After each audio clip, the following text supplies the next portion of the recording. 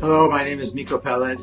I am an activist and a writer. I was born in Jerusalem to a Zionist family. My father was a general in the Israeli army. My grandfather signed the Declaration of Independence of Israel, and I had a great uncle who was the president of the State of Israel. And these are just a few of my family members who were heavily involved in the establishment and the running of the State of Israel. I want to say a couple of things. We are now in the midst of a savage slaughter of Palestinians in the Gaza Strip. A few hours ago, Israel bombed the Ahli hospital in Gaza, killing nobody knows how many, but close to 1,000 people, injuring again nobody knows how many.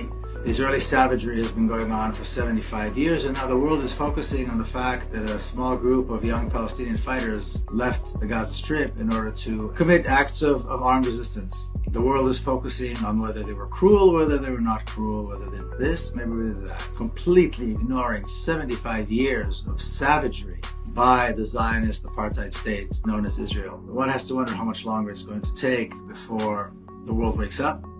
Right now, as I'm recording this, Joe Biden is on his way to show support to Israel. Negotiations are being held about a ceasefire, about safe passage, a safe corridor, where in fact what needs to take place are immediate sanctions against the State of Israel, withdrawal of all diplomats out of Tel Aviv and kicking out Israeli diplomats from the various capitals around the world, severe sanctions, boycotting and kicking Israel out of every international arena, sports arenas, cultural arenas, academic arenas, diplomatic arenas. There should be no contact with this pariah state. And immediate support needs to be given to Palestinians everywhere, but of course particularly in the Gaza Strip, and a no-fly zone should be declared over the Gaza Strip. Nothing less than that is worthy of even discussing in terms of negotiations. And one would hope that the Palestinians who are going to be engaged in the negotiations will have the ability to be forceful enough, knowing full well that the people are being slaughtered by the second. So this is my message. I believe that Zionism is a crime. The State of Israel is the expression of that crime. We need to do everything we can. And we need to remember that at the end of the day, the collapse of the apartheid regime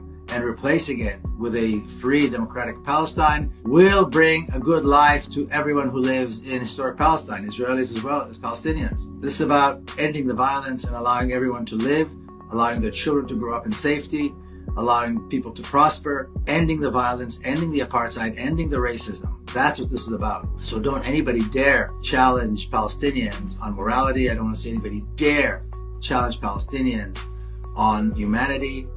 Palestinians have demonstrated themselves to be disciplined, caring, and carrying a burden of such savagery against them that is unheard of. So please join me in the struggle to end the apartheid regime, replace it with real democracy, and support the Palestinian struggle for justice and liberation without any reservations. This liberation, this freedom, this justice should come with no conditions. Unconditional.